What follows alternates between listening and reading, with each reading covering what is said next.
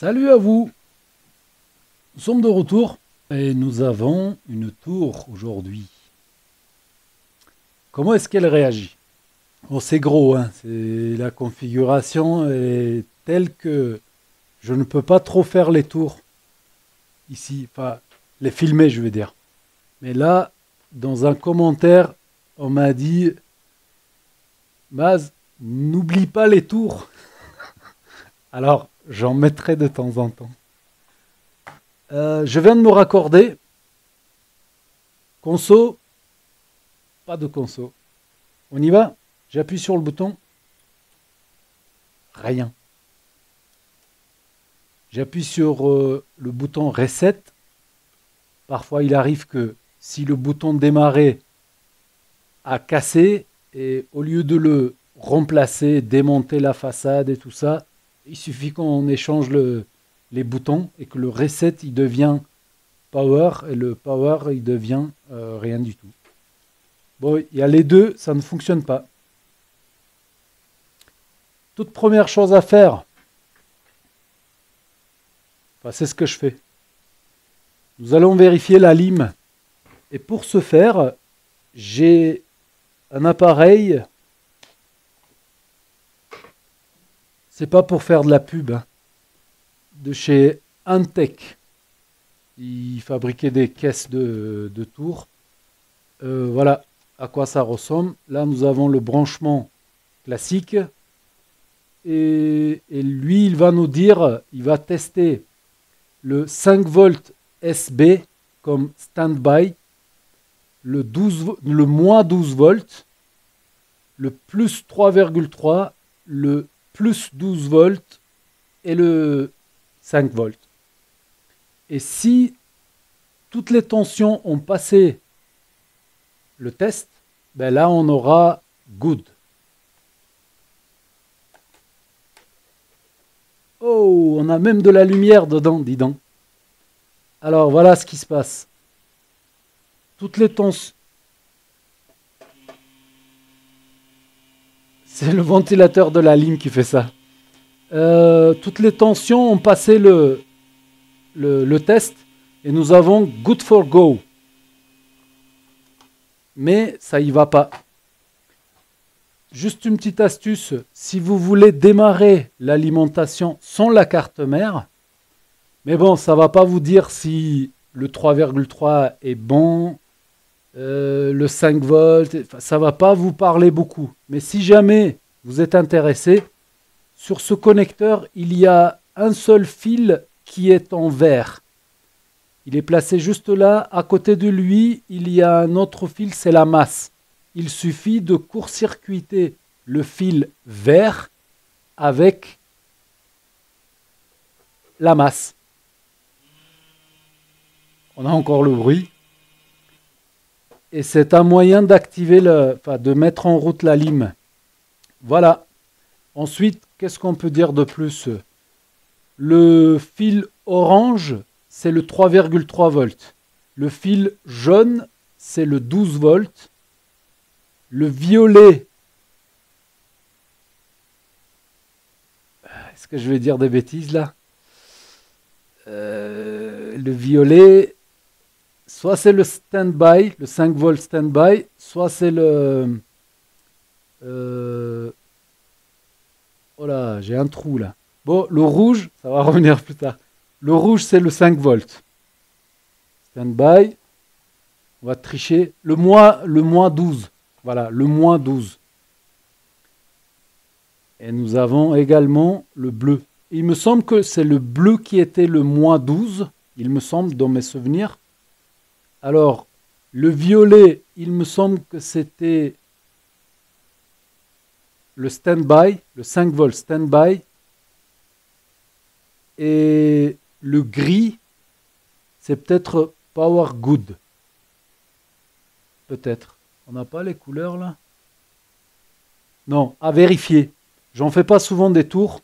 Donc peut-être que je me trompe un petit peu. Alors, prochain test. Vous avez vu, il y a eu un petit peu de la lumière. La lumière accordée. J'appuie sur le bouton. Rien. Rien. Toujours rien. Donc, nous allons sortir la carte vidéo. Je pense qu'au final, on va finir par sortir la carte mère.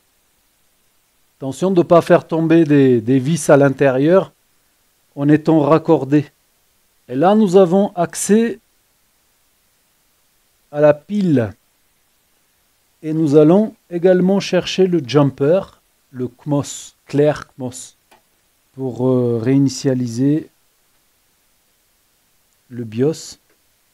Ah, là j'ai JCI1, JBAT. Ouais, je dirais que c'est le JBAT. On va le court-circuiter. Il n'y a pas de jumper. C'est juste deux fils comme ça là pour se raccorder, pour mettre des jumpers dessus. Donc je suis en train de le court-circuiter.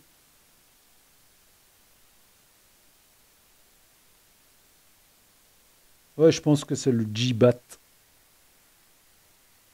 En général, c'est marqué CMOS. Clair, CMOS. C'est quoi comme marque ça? C'est MSI. Et la carte, c'est une H61M-P20. Entre parenthèses, G3. Alim. Je coupe. Je me raccorde. Voilà. Tac, tac. Sans la carte vidéo, ça fait un test supplémentaire qu'on regroupe 2 en 1. On y va. On surveille si la lumière arrive jusque là. Non. Je viens de mettre en route là. Bouton. Ah, on a eu comme ça. C'est ce qui me semblait. Rien. Rien ne se passe.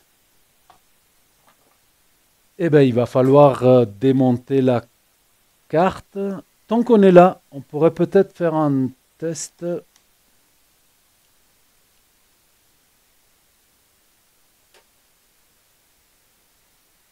L'alimentation du processeur. La carte, elle n'est pas mise en route. Mais nous allons la mettre en route.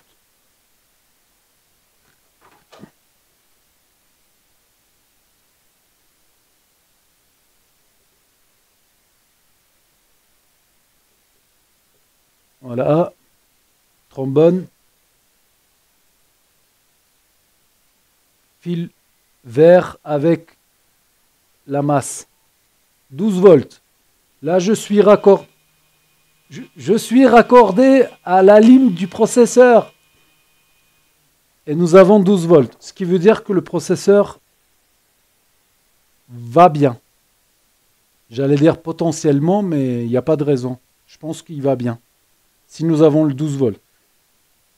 Quand je me raccorde là, il y a lui qui tourne là un petit peu et après, plus rien. Et voilà. Nous allons essayer de voir si nous avons quelque chose sur le bouton démarrer.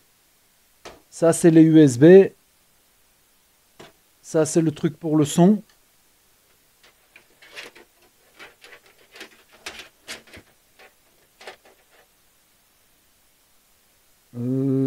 Power LED, HD, LED, Power Switch, Reset, je dirais, si je me rappelle bien.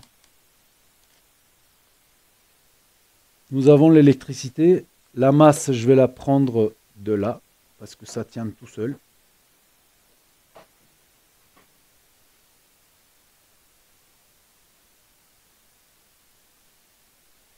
Ah, qu'est-ce que ceci? Pourquoi ça jump comme ça, là? Oh! Qu'est-ce que c'est, un faux contact ou quoi, là? Et je la remets en route et je surveille le multimètre. Là, je fais bon contact, multimètre. 0. Tout à l'heure, ça bougeait.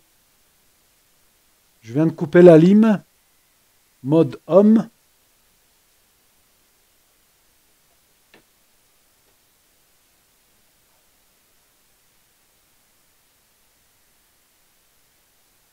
Non, j'ai pas de court-circuit sur le bouton démarrer. Tant mieux, hein, vous me direz. Et l'autre côté, oui, c'est zéro. L'autre côté, c'est la masse. Zéro. Parce que si là, j'avais un court-circuit, le Super IO, je suis pas sûr d'en avoir des comme ça. Est-ce que nous avons une carte intégrée? Oui. HDMI intégré? Non. Ah si, nous avons le DVI-D sur cet ordinateur. Pour les curieux, je m'explique vite fait. Il y a deux types de DVI.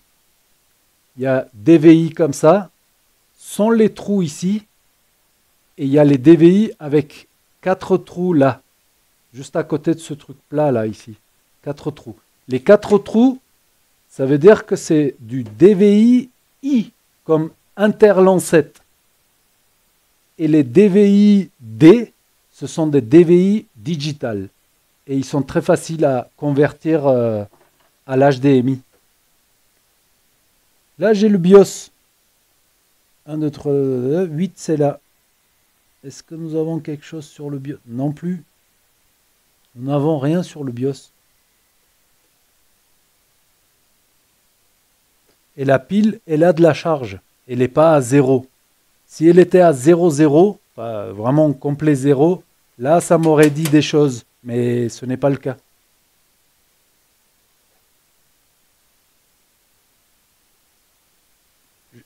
J'étais parti pour un problème de BIOS, mais là, je commence à changer d'avis. Je partirai plus vers un composant qui serait en défaillant, autre que le BIOS, autre que l'EEPROM. J'espère que c'est pas le Super IO. Parce que je sais même pas ce que c'est comme Super IO. C'est un FinTech ou un truc comme ça. Pour trouver la correspondance, j'ai oublié de regarder sur la caméra thermique, voir s'il y avait un souci. Nous avons, ok. Là, nous sommes raccordés. Donc, je vais chercher aux côtés du Super IO qui est juste là. Non.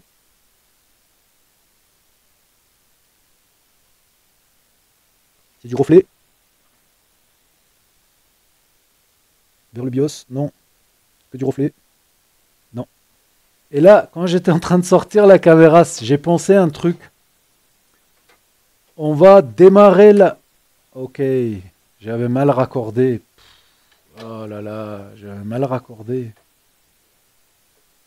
Là, nous avons eu un tout petit peu de la lumière ici. Tant qu'on est là avec la caméra, tac tac.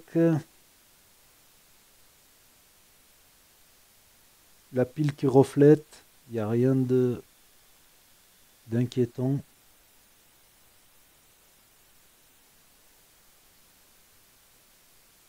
Ah. Là, avons-nous quelques...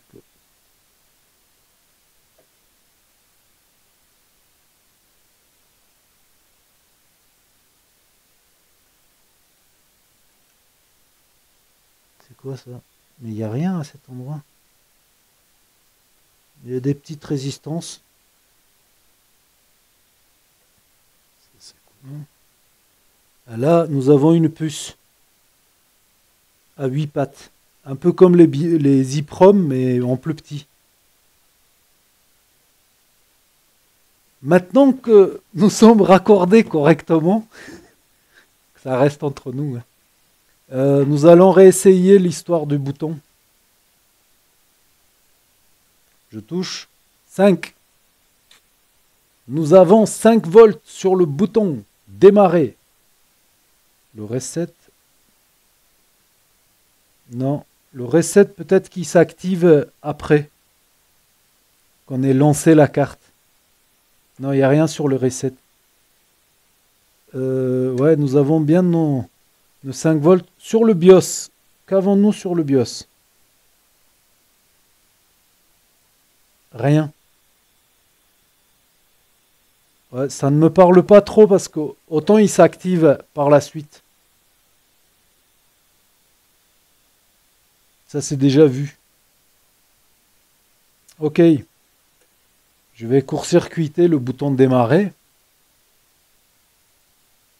Ah, on a eu un tout petit peu de lumière. Ouais, il y a un souci, il y a un composant, il y a quelque chose qui va pas là. Alors, lors d'un diagnostic, étant donné qu'il ne faut pas faire le difficile, ça on va le prendre en compte aussi. Il se passe quoi en réalité? Il se passe que le Super IO est à l'écoute du bouton. Il reçoit le signal, il va pour démarrer et tout de suite, mais vraiment tout de suite, boum, il y a tout qui coupe.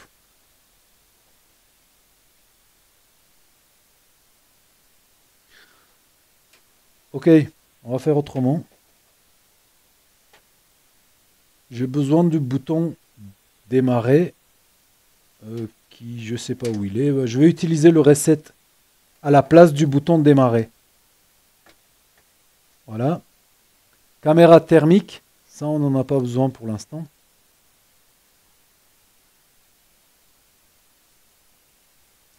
Je vais venir en même temps appuyer sur le bouton, voir s'il y a un composant qui s'illumine, qui... Reset.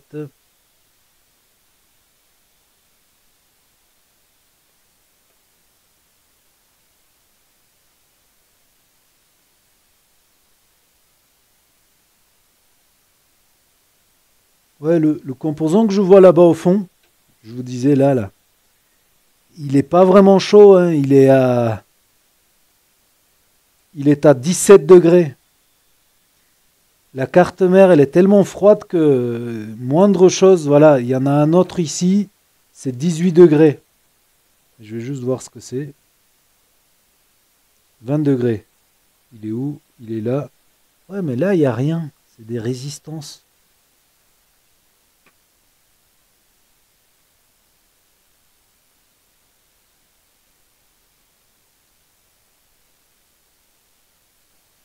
Ok, rien ne se passe.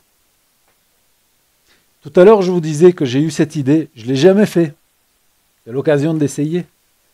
Je vais activer l'alimentation en étant branché à la carte mère, voir ce qui va se passer. Comme ça, s'il y a quelque chose qui fume, eh ben, on saura d'où vient le problème. On y va? Non, je ne peux pas démarrer la lime en étant branché.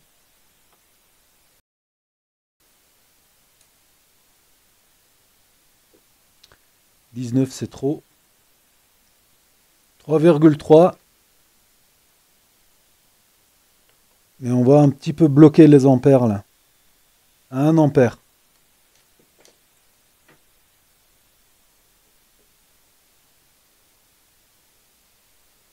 Et si c'est le chipset? Je ne devrais pas y aller mollo là. Ouais. On va baisser encore un peu plus la tension.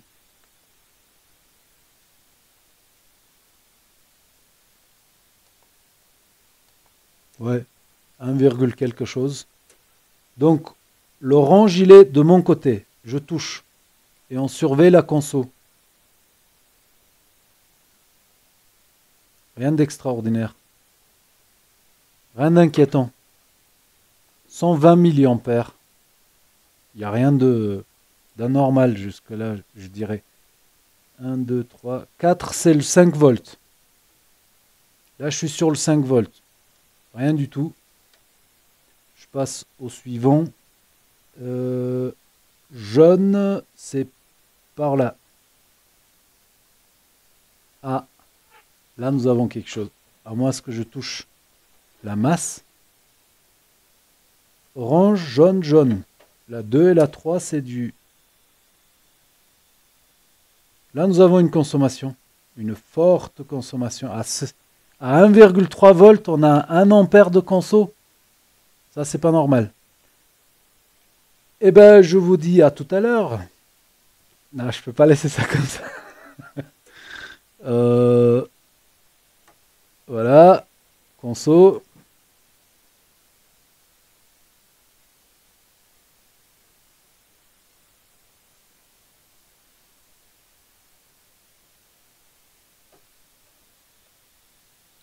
Quoi? Le Pro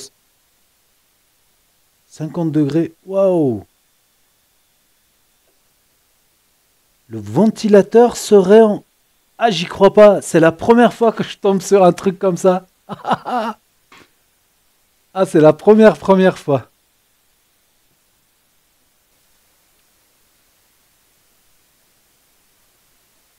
Je débranche le ventilateur.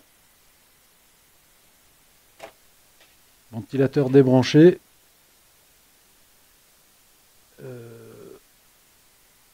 Alimenté. Nous allons nous raccorder. Ça a fait la même chose.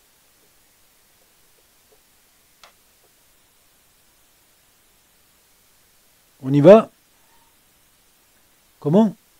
Ah oui, vous avez raison. J'ai inversé le bouton Power avec le reset. Alors j'appuie sur le reset. Oh, bah dis donc. Toujours autant de bruit. Alors, un adaptateur. Est-ce que j'ai ça ici? Je me pose, j'arrive.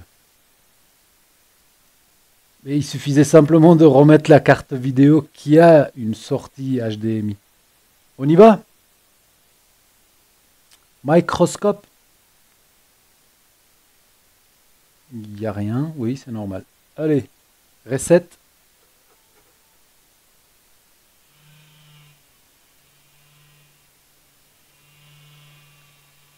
Et voilà, MSI.